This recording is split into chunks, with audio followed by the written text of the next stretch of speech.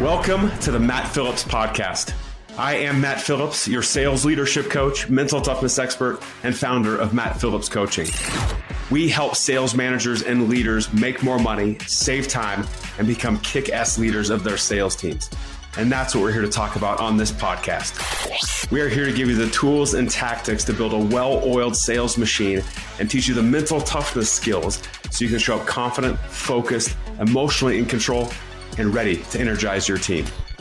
It's time to talk sales leadership and mental toughness. Let's get into today's episode.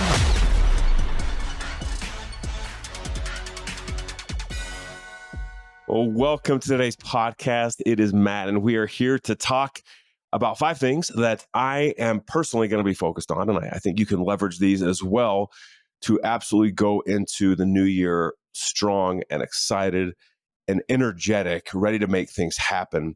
I mean, sometimes, when I look at turning into a new year, right? And specifically, we're talking about 2024. And I don't know when you're listening to this podcast. Hopefully it's around 2024, but maybe you're turning the new year into 25 or 26. These 5 things I'm going to share with you are exactly the same. And I think sometimes when we turn into a new year, where it's like, we got to start fresh and we got to start new. And I'm like, well, maybe in certain areas, but it's also looking back and leveraging the things that have worked over the past year, 2 years, 3 years, 5 years, and doubling down on those. And you're going to see some of this that come through in these 5 things that I discussed with you today. But it's just making sure we're doing the right things at the right time with the right people around us. That's what's going to get us where we want to go in every area of our life, right? We're talking personally, we're professionally, whether you're running a team, whether you want to run a team one day, whatever you might be doing, these 5 things are going to help with that. So we're going to dive into that today. And I'll tell you one quick story before I dive into the top 5. And I was just thinking this morning, because I record the podcast in my home office. I've got the whole setup with the, lights and the microphone and camera and screens and the stand-up desk and all this sort of stuff. And so every so often my kids are wandering around the house when I'm recording a podcast. And I remember this is probably like 6 months ago, I was laughing to myself because I think that what's the saying? It's, from the mouths of babes, right? The mouths of babies, of children like that, they tell the truth. And it's so funny to me because sometimes when I record a podcast or when I'm doing a training or something like that, they made me notice that I have this voice that I go into sometimes. And I'm very aware of it now, but it's so funny to me because my daughter one time, I don't know what I was recording, and she interrupts me and she goes, "Dad, you just need to talk normal." And I'm like, what do you mean talk normal? And she goes in this thing of like, sometimes when you start out something, you're like this voice, this like you're on television or making an announcement or something. It's like this, welcome to the Matt Phillips Podcast. And you get this like really deep voice that's supposed to connect with people. And I thought it was hilarious because I'm like, what? Like, I don't do that. And then I started listening. I'm like, oh my gosh, I actually do that. So there's nothing wrong with it. But now on these podcasts, I just try to talk normal because I don't want my kids to walk in and be like, "Matt, Dad, that's not your voice. Come on." So I thought you'd find that enjoyable, right? I'm sure you have, different stories with your children just telling you how it is. And you know what? That saying is true, that pretty much 10 times out of 10, they're right. So listen to your children is my point, right? And that's not point number 1 of 5. I promise you that for today. But I thought you'd find that funny. I was thinking about that this morning. So anyway, let's get into the top 5 things. And these are really in no particular order, except for the last one. I was very intentional in kind of putting that to the end. But the first thing that Matt Phillips, am going to be focused on as I enter into the new year is keeping my priorities the priorities. And this one may sound like, oh yeah, I know I need to keep the priorities, Matt, but I'm telling you, every single day I am challenged with distraction, with the new idea, with when I'm deep in thought, somebody walking in and interrupting me. I am constantly fed with distraction. And what I found in the past, at least for me, is that sometimes it takes my focus away from the most important things. And this is something that we spend a lot of time on when I'm coaching people in our different programs, like our sales manager leadership program, is like, let's get to what are the right priorities. Because there's lots of things, there's thousands of options of things that we could do personally, professionally, to go attack every single day. But it's understanding that if we keep the main thing, if you will, or the main things, the main thing, then that's where we're going to see this tremendous amount of progress. And a couple of stories I can tell around this. One, when I'm on our group coaching calls, things like that now, I often reference this whiteboard that is down to my right. So if you're watching this video on YouTube right now, you can see me looking down to my right. And down to my right is a whiteboard that has a list of the 4 priorities that we've identified as a team, as a business, that if we focus on those areas, it's going to have a tremendous result on people's lives, financially, with everything that we're doing, if we stay focused there. And frankly, if we stay focused there, it's going to save us time. Because how often I think sometimes we add a priority to it, and then all of a sudden we've got more to our plate. We've got more to do, spend more time.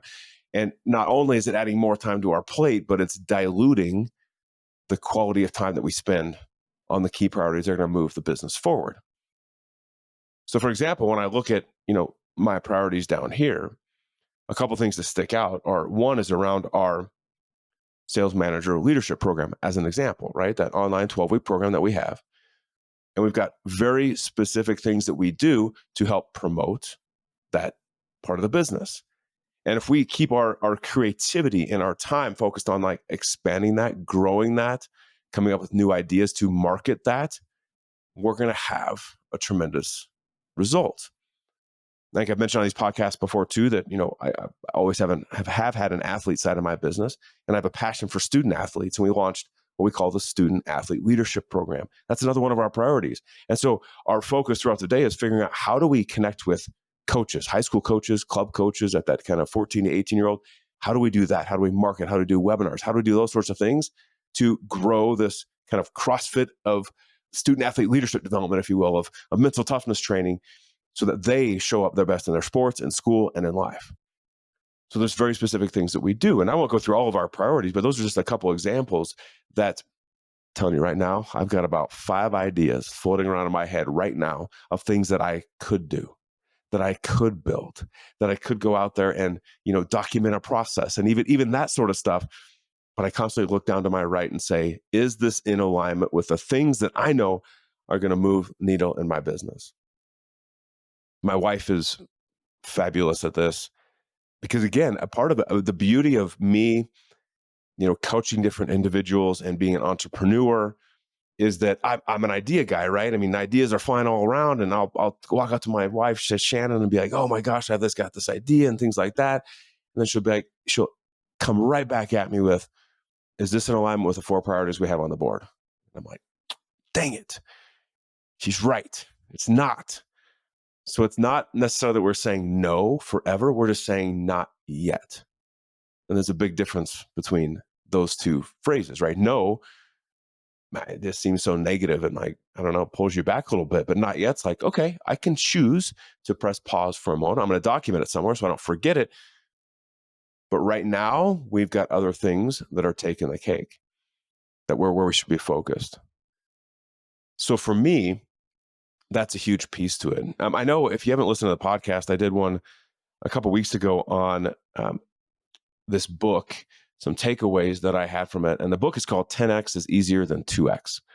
It's by Dan Sullivan and Dr. Benjamin Hardy.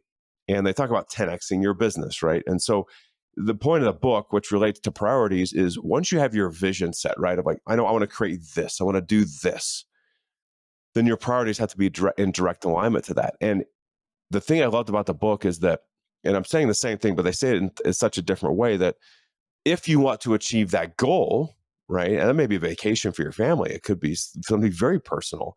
It could be something, growing your sales team or hitting a certain number or whatever it might be. They said, in order to achieve that goal, you have to almost put on these different glasses, right? And those glasses become your lens through which you assess where you're spending your time and the key priorities to drive you to that. So if you put on those glasses based on this new idea or this area of focus you want to add to it, or a new priority, and you put on those glasses and look through that lens, if it doesn't directly correlate to you achieving that goal, you have to say no or not yet. And I kind of like the way that book phrased it and talked about it. And so if you haven't read that book, I recommend you go read that and check it out. And in our newsletter, if you haven't got that, maybe we'll try to link it in the show notes as well. But go read it. It's just a different way to look at growing your business. So that's the first thing for me, is keeping the main thing. What are my top 4 priorities? And I'm going to stay married to those until I have information which tells me that I need to shift away from those. That's number 1. So if you wrote that down. The second thing that I am focused on going into 2024 is making sure that on a daily basis, weekly basis, that I am getting uncomfortable. That I'm doing something that's going to make me uncomfortable. And there's so many things I'm sure that, I don't know, you've done in the past that you felt uncomfortable doing. But what I found over the years is that that's where the growth happens, right? And we learn to really control our mind and control the voices going on in our head. And it's in those uncomfortable moments that the breakthroughs happen. And that's why I'm focused on going into 2024. And there are a couple of things that I wrote down I wanted to share with you. Because first of all, one thing that I've realized over the years is that when I step into doing something uncomfortable, that's when the self-talk starts, right? So that's when the voices in my head start rolling. And oftentimes, most of the time actually, those voices are very, very negative, right? So if I'm about to have a difficult conversation or do something uncomfortable, that's when the doubt creeps in. And in those moments, that's, again, where breakthroughs lie, because that's an opportunity for us to look at that and say, wait a minute, like, why am I having that voice? Why is it telling me I can't do this, or I shouldn't do this, or this is going to hurt, or this is going to be, I don't know, I'm somehow inconveniencing someone. Why do I think that? Is it really true that I'm going to get hurt, or I'm going to make someone uncomfortable as well? Or is this a story I'm telling myself? And that's where I love this mental toughness concept that we talk about and specialize in, along with leadership, is that it's an opportunity to dive in and be like, oh, wait a minute, I'm going to choose to increase my confidence in myself and my belief in myself. I'm going to choose to stay focused. I'm going to choose to start controlling my emotions instead of letting them control me, right? It's an opportunity every day, but you have to step into those uncomfortable things. And so for me, a couple of things that dive in for me is, one, you might have seen this on social media, but I do cold plunges, right? So I bought this little tub, fill it up with water. It's now in the basement because it's freezing outside in Colorado, which, as I say that, is kind of ironic that if it's freezing, why wouldn't I put the cold tub outside? I don't know, save money on ice and stuff like that. But I also, this past summer, invested in a chiller, right? So these tubes go into this little tub and they keep it at about 10 degrees Celsius, so 50 degrees Fahrenheit. That tests me every single time, because I'm telling you, when I walk up to that cold tub, the thoughts going on in my head are, this is the dumbest thing that you've ever done. Like, I don't know why you're spending any time doing this.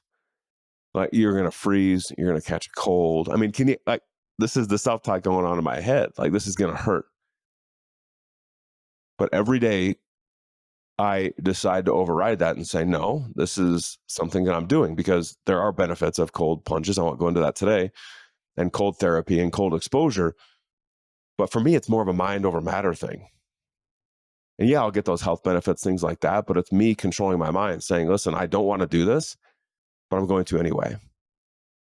That's one way that I get myself uncomfortable. Now, it doesn't have to be a cold plunge where you're sitting in there. I sit in there like about 3 minutes a time, I'd say. You could do a cold shower for 15 seconds or 10 seconds. You could do lots of different things. But it's not just like this cold exposure, things like that. But even for me, sometimes I hesitate in making the ask. Right? Maybe it's asking for a sale. Maybe it's asking for help. And sometimes for me, I don't know if you've ever felt that way before too, but For me, it's sometimes I feel like I'm inconveniencing someone, like, ooh, I don't want to put them out. I don't want to ask, even though I know it's the right thing to do. So obviously there's an approach and a way you can go about it. But I've learned over the years that, like, listen, if we talk about something and the door is open or the window's cracked, that I need to overcome that self-talk, get a little bit uncomfortable because I feel uncomfortable, and make the ask. Because the worst thing that's going to happen is they say no. And as, I don't know, terrible as that is, right? Nobody wants to hear no. But we're usually, like 9 times out of 10, we're better off for it, aren't we? Right? If you ask for somebody's help, people want to help. And so you may have to find a time that works for them, but they want to help. Like, that's what they want. I want to help.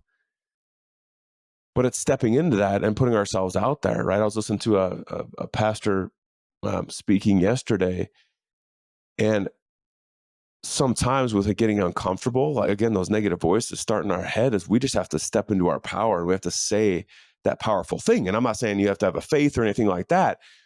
I happen to have a faith, but it's kind of calling upon that higher power and being like, no, like, I need help. Let's do this. I was built for a reason. I was put here to impact people. I'm on a mission. Like, I need to step out and share those things and ask for what needs to be done. Because if I don't ask, I will never get. If I don't ask, the opportunity will never be there. If I don't step in that cold plunge, I will always be dealing with that negative voice. That's the power of getting uncomfortable.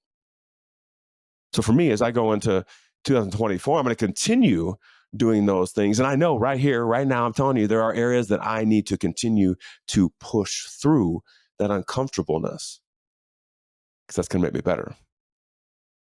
Better father, husband, uncle. It's going to make me a better business person, better coach, if I'm doing those things as well. And as leaders within an organization, you are a coach. You are setting the example. And so we all have to be the ones out in front, showing the people, taking action upon it, not just talking about it, but doing these things.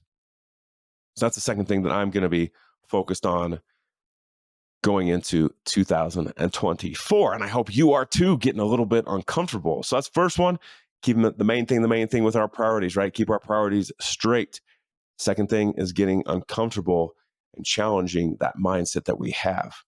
The third thing that I am going to be focused on in 2024 is, how do I say this? I am going to work my work around my personal time, right? Meaning I'm going to set up like what I want to do personally first and then fit in work into that life, right? I think oftentimes what I've done in the past is I'll say, well, work comes first, right? So I got to do work. And then I have this personal stuff I want to do, like going to watch my kids play sports and go to their practices and work out and do the cold plunge, right? All that sort of stuff. And that becomes an afterthought. Going on a date night, that becomes an afterthought. Going on vacation, that's an afterthought. And instead, I'm going to shift it around to, like, I'm going to choose to be proactive and proactively schedule the personal things, the vacations, the workouts, the date nights, things of that nature, like time with my kids, going to games. And then I'm going to fit my work in around that. That's what I'm choosing to do. For all you sales managers and leaders out there, I wonder if you've ever thought the phrase, why in the world did I sign up for this? I know I have. And the reality is that leading a team of salespeople can be challenging, right? Just figuring out how to motivate each person and keep the pipeline full, and just dealing with the pressure of delivering the month after month results that your company's requiring. And call me an optimist, but amidst the challenge, amidst sometimes the frustration, we have this opportunity in front of us to really impart our knowledge, right? And to leave that legacy on our team and just achieve next level results. And that's why today I want to personally invite you to our free masterclass training, where I'm going to share the exact secrets, the exact framework that I teach sales leaders around North America to help just take you to next level results for you and your team. And it's actually the exact framework that I taught one of my clients who, over a 12-month period, tripled organic revenue growth and increased margin by 30%. So I want to invite you to that masterclass. You can click the link below or head over to mattphillipscoaching.com/webinar. And can't wait to see you in the training. And I see this all the time with different clients that I work with, that I think sometimes we fall into this just very reactionary mode, right? And we're busy. I totally get it. I've been there too, but we're all super busy. But if we just take a step back for a moment and say, okay, what do I want to achieve personally and professionally? And make the list of those things. But if we just shift that in reverse, which may seem counterintuitive, right? That if I work more, that gives me more personal time. But it's like take the personal time because that's going to make you better at work. And then schedule those things in. So like I have a gigantic calendar over here to my right. There's apparently a lot of things to my right. Like the priorities are down to the right. Calendar's right here in front of me. It's massive. But when I look at this gives me a picture of the year. And I can look forward and say, okay, where are we going? When are we going? When are birthdays? When are anniversaries? And for example, just last week, my wife and her sister, so my sister-in-law, they coordinated and booked a vacation home in Florida for Thanksgiving. So we've chosen to go on a trip for Thanksgiving next year. And that's basically a year from now. And that is on the calendar. So it's already blocked out. I know we're going, when we're going. And I don't really have to think about it, right? It shifts from this very reactive space to like, oh, shoot, can I fit a vacation in? To, no, I'm intentionally going after the way I schedule my time, personally and with work. So that's something that I'm going to focus on going into this next year. And I want to challenge you to do that as well, or in your team as well.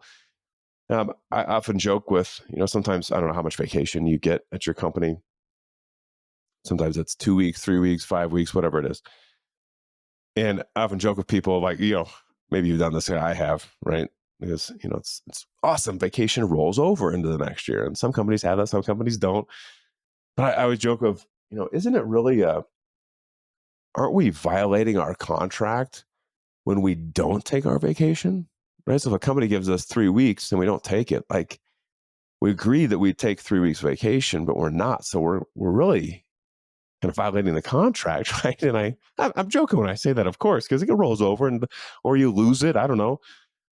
But when you really think about it, if we shift to this proactive mindset and be like, okay, this is when I'm going to take vacation. Sure, things come up and derail that, but 9 times out of 10, you can go take those, right? And you can prepare for those times for vacation or for working out, and things usually work out. I tell this story a lot around this where this is about 2 years ago. Yeah, probably 2 years ago. For some reason, I booked a workout it was 2 p.m. I don't know why, but that was when it was scheduled in the books. And so I'm getting ready. It's about 1:50. I just finished a call.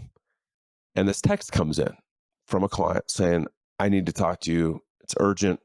Like something happened. And I was like, oh, well, that stinks. Like I can't imagine what it is. And that was my first thought. And then my second thought was, okay, forget the workout. I need to get on the phone with this person immediately and take care of this. And then I caught myself and I said, whoa. Why am I not treating this like any other meeting? Why am I not treating this time to work out as sacred for myself? So what I did is I texted back that person and I was very empathetic, like, oh, I'm sorry to hear that. Happy to jump on a call with you. And here was my response. I said, I have a meeting from 2 to 3, but I'd be happy to jump on a call anytime after that. How does that sound? And then you see the little bubbles pop up and the person responds and they say, that's actually perfect because I also have a meeting from 2 to 3. And I know it's such a simple example, but for me, I was about to drop everything. And I probably would have spent the hour working or doing something to fill the time, waiting for 3 o'clock. But instead, I made a decision to kind of put myself first and work second. And I was so much better off for it coming out of that meeting. And we had a great talk at 3 o'clock and solved all the issues and got through it. By the way, it wasn't as urgent as this person thought. It wasn't as big a deal as that person thought. But it's those little things. So that's why the third thing I'm focused on going on 2024 is making sure that I'm kind of attacking personal stuff first and scheduling it out and getting proactive and looking ahead, and then working my work around that. There's probably a better phrase I got to come up with of working work around personal stuff. But you know what? You get it. You know what I'm talking about. All right, that's number 3. The fourth thing that I am going to be focused on this year is the word consistency. Consistency with what I am doing. And what I have found is there are certain things in my business that drive results. From a sales process perspective, right? There's certain outreaches that we have our referral partner program. We've got all these different things that if I just stay consistent in that outreach, that great things will happen. And what I've also found in my business and when I was in the corporate world is that when I get away from being consistent, that's when it starts to become harder. Because we feel like, at least I feel like I have to run around and make something magical happen instead of just staying steady, staying consistent. And I think that's such a key point because I used to fall in love. I had a call with one of my coaches and he said, and we were talking about sales pipeline one day and just things. And he goes, Matt, he goes, how do you work best? Like, when are you at your best where you're just like, let's go, let's rock it. And my response immediately was like, oh, when I have a deadline, like when I know something's coming at me and I know I got to crank through it and my energy's high, I crank through it. They made a comment I'll never forget. He goes, so how's that working out for you?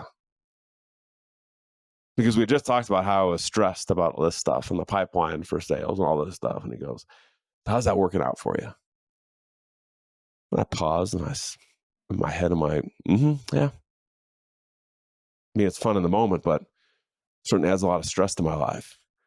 And so our conversation followed on with like, just continue to be consistent, right? And that's what I talked to a lot of my clients about is like, how do we just have consistency? And I did this virtual speech for a sales team a couple of weeks back. And one of our tools that we use in the business is called the momentum journal, right? So it's based on the compounding effect. It's doing the small things consistently because that's going to get you where you want to go. And for the sales team, I use this example of, most salespeople or, I should say sales people who struggle at the end, they come out of the gate super hot, right? So let's say I start at a company. I mean, you want to do well, you want to make an impact, all these sorts of things. And so you'll hear this come out of the gate hot. And everybody's like, yeah, I'm going to do 100 calls every single day. Now I'm going to blow this thing up. I'm going to make so many sales. And I sit there and I say, listen, I believe you're going to make a ton of sales. I think you're going to blow it up. But I'm telling you right now, you're not going to do 100 calls a day. And at first they're like, oh, wait, no, I'll do it. I'll stick to it. And I say, okay, that's fine. And they start going through it. And then I don't know, this is my experience of like, I get an hour into that and I'm like, this is miserable, right? So to do that every day, and then I got to figure out what other 100 do I call? And then do I have another 100 to call? I mean, it's terrible, right? So it's shifting this. What I told the sales team, what I challenged them with is like, what if you just did 5 quality outreaches a day? Well, Matt, that's not enough. Well, let's do the math. 5 every day for a week, 5-day work week is 25, right? Let's assume a 4-week month. That would be 100 a month, correct? Let's say you take 4 weeks off. That's 11 months you'd be doing this consistently. That's 1,100 quality outreaches a year. And I sit there and I'm like, you're telling me you wouldn't be successful if you did 1,100 quality outreaches and follow-ups a year? I think you'll kill it. And that's the thing, right? So that's why for me, it's the consistency in sales, in outreach, in posting on social media. It's consistency in my priorities, right? Which was another point I talked about, like how consistent can I be in sticking to those and spending time in those areas? It's consistency in recording this podcast. There's some days that I don't feel like recording the podcast. As soon as I do, it's like going to the gym, right? Everybody's like, I don't feel like going to the gym. But when you're done, you're like, that was awesome. Some days I feel like that, not very often with the podcast, but some days. But it's being consistent with that. That's why we put out the podcast weekly. It's these little things in our lives of how consistent can we be. So it's not the coolest thing necessarily, because sometimes we like that stress and that energy and that fire, but it often serves us extremely well when we're consistent. So I wonder for you, just where do you need to be more consistent in 2024? Where do you need to maybe simplify things so that you can be consistent with those? Such a key thing. That's why I'm focused on that in 2024. So those 4 things. So first one, again, keep your priorities straight, right? The main thing, or main things, the main things. Second, getting uncomfortable, right? Because we know that the benefit that has. Third is kind of setting that I'm going to focus on personal stuff first and get proactive and work in my work around that sort of stuff. Fourth, be consistent. And these are things I'm focused on. And fifth, and this is probably my favorite one, right? Because this one's probably the squishiest of all of them, right? Sometimes we go into that woo-woo land a little bit, right? And sometimes when I talk about mental toughness, people are like, yeah, I want that, but I don't know what that is. I can't touch it. I can't squeeze it. I can hold a sail, if you will, right? But here's the fifth thing I'm working on going into the new year. And that's continuing to eliminate any self-doubt that exists. Eliminating any self-doubt that exists within me. This topic is critical because you'll hear me say over and over and over again that I believe confidence, right, that self-belief, that is the jumping off point for everything. And the more success that we achieve is directly correlated to the confidence that we have in ourselves, right? It's not a cockiness. It's not like I'm great and look at me and all this sort of stuff, but it's a confidence in our abilities. It's confidence in our skill set. It's confidence in that, even if we don't know the right path forward, that we can figure it out and we can ask the right questions and we can involve the right people. But it's having that confidence. And as leaders in organizations, sometimes our self-doubt is challenged, right? When we have to make that decision. And it could be a really tough decision about the future of the organization, about an employee that needs to either go or stay. It's those decisions we make in developing people. And so for me, this is a just constant focus of mine because every situation, it's really fascinating. Every situation, when you think you've handled something, a new situation arises and then this little voice pops up. It's like, do you really know what you're doing? Or do you really deserve this role? And it's the most random things that pop up. And I've shared this story before, and I apologize if you've heard it before, but I think it's the perfect thing. And this is about a year ago.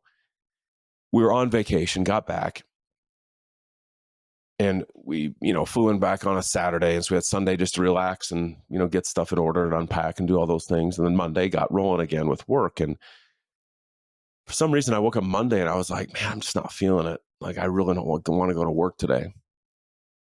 And then the most interesting thing happened. This self-doubt started to creep in. And all of a sudden, I'm like, man, I wonder if, I'm really good at what I'm doing. Is this program really going to work for these people? I mean, it was the most out of the blue, random thing. Because the reality is, my stuff works, right? What we've built, we've changed lives with. And I know that. And I bet sometimes in certain areas, that about yourself. But it was the most random thing in the world. But here's the thing, right? With this evolution that I have of continuing just to improve myself and show up confident, I decided to dig into that because I'm like, where's this coming from? This is really quite odd, but where's it coming from? I got to figure it out and I got to shift it. And so I actually sat down and I did two things. One is I reflected on where this is coming from, what I was thinking. And I got out my, blank piece of paper, and I just started writing. What am I really thinking here? And I discovered the core of what was going on. And then I shifted it, right? Because the beauty of and some things we talk about in our programs is the neuroscience behind some of this stuff. So we are way more powerful than we think, right? And we can create these neural pathways in our brains and energetically feed ourselves based on the thoughts that we have. I mean, it's incredible when you dive into it. So I shifted in that moment. I said, no, I'm going to choose not to believe this. I'm going to choose to believe this. And I've got proof to show that. So that's the first thing I did. The second thing I did was I sat down and I read my stand. And that's one of the things we teach is building your stand. And it's really a document that we walk people through to this is who you are. This is how you show up. These are the behaviors, actions, reactions that are defining your daily decisions. And I read that for myself. And what it did is two things. One is it rewired my brain. It got me thinking about the truth of the situation, not something that was made up and fictitious, but it also reconnected me with the core of who I am. And again, sometimes when we're in leadership, I think, we often feel that imposter syndrome a little bit, right? where it's like, am I going to be found out to be a fraud? I don't know if you've ever felt that before. But it's like, are they going to find out I don't know what I'm doing, or I don't have all the answers, or all these sorts of things? And the truth is that you're in that role for a reason. And you have the skill set, you have the background, you have the curiosity, you have the drive to do that. And we don't have to have all the answers. We can go get them, but we don't have to have all the answers. I think sometimes in leadership roles, we feel like we're alone. And that can really chip away at self-doubt, right? It's like, I'm in this alone, right? I may have a team, but I'm in this alone. I need to figure this out by myself. And that can chip away at self-confidence, because when I look at my past, at least, it's oftentimes that when I engaged others, maybe I had the idea, but I needed to bounce it off someone or something like that, that we've done it before, we can do it again. And this understanding that you're not alone, and that you have people around you, and you have mentors you can speak to, or coaches that you can engage to help you through some of those things. And sometimes we can make up excuses, right, of why we shouldn't do something, or why a certain situation's happening, instead of digging into the truth, right? And again, getting to that action, because if we don't get to that action, that's when it starts chipping away at that self-doubt. So for me, going into 2024, that's why it's a huge focus of mine, right? Using the tools that we teach, that I have, and making sure that when any of this stuff crops up, when that negative voice pops in my head and says, oh, you shouldn't do this, or this is going to be really difficult, or like, are you sure? And all these sorts of things, that I look that little voice in the face, if you will, right? If a person was standing in front of me, I say, wait a minute, thank you for the comment. I'm going to choose to look at this now, because I don't believe that to be true.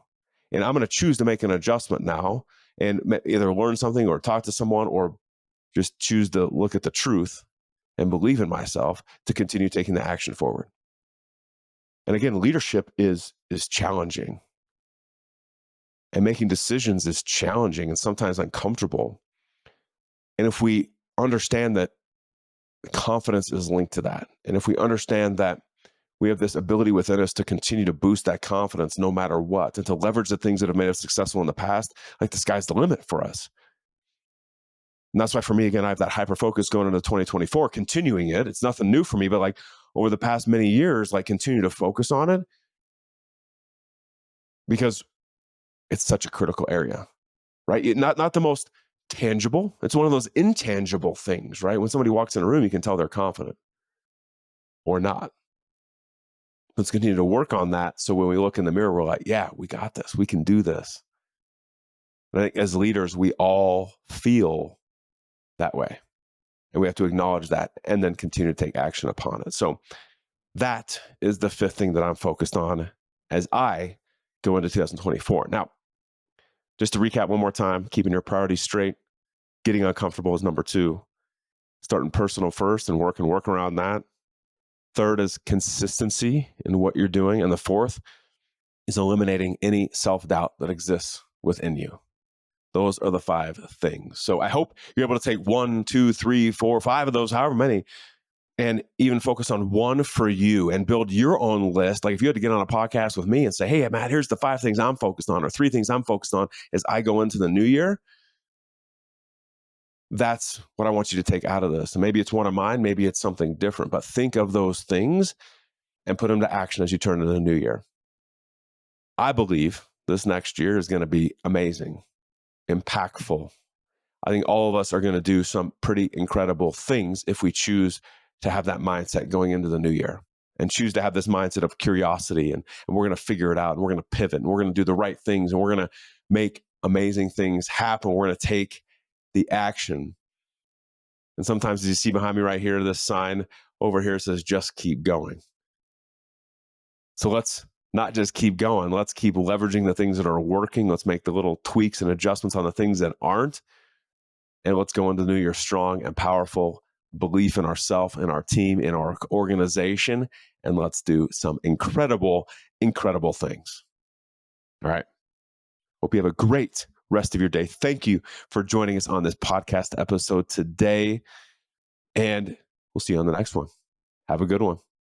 Thank you for joining us today on the Matt Phillips Podcast. If you are like us, we know that you are here to do great things, to become the sales leader that makes things happen and drives big time sales results. We know you have that big vision, and we are here to help get you where you want to go. We're here to help you develop that unstoppable, rock solid leadership skill set and help you train to master the one true differentiator, mental toughness. We would love to be part of your journey. So if you are ready, head over to mattphillipscoaching.com and check out the ways that we can help. As always, please share this episode and make sure you subscribe by clicking the button below. Thank you again. And now, go crush the day.